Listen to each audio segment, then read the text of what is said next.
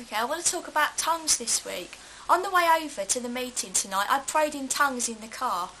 And you might think that's a bit of a strange thing to do, but thinking about it, I do that quite a lot.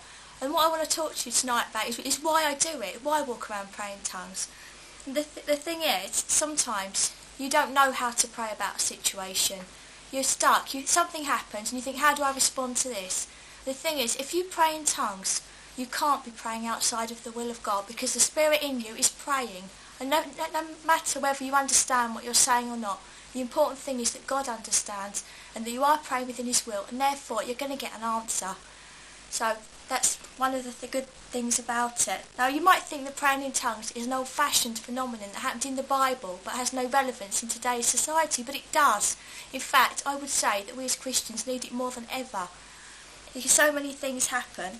But if you want an example and a reason to prove why that Pentecost wasn't the only time that speaking in tongues was relevant, look at Paul the Apostle. He says in the Bible that he spoke in tongues more than them all. And if you want an example of a life lived before God that wasn't lived in defeat, you've got Paul the Apostle. He never gave up. Everything that the devil threw at him, he was strong and he never gave up. And the reason, he spent time with his Father, he spent time with the Lord, and he prayed in tongues. If you need building up in your faith today, I want to just direct you to Jude 20. But you, beloved, building yourselves up on your most holy faith, praying in the Holy Spirit.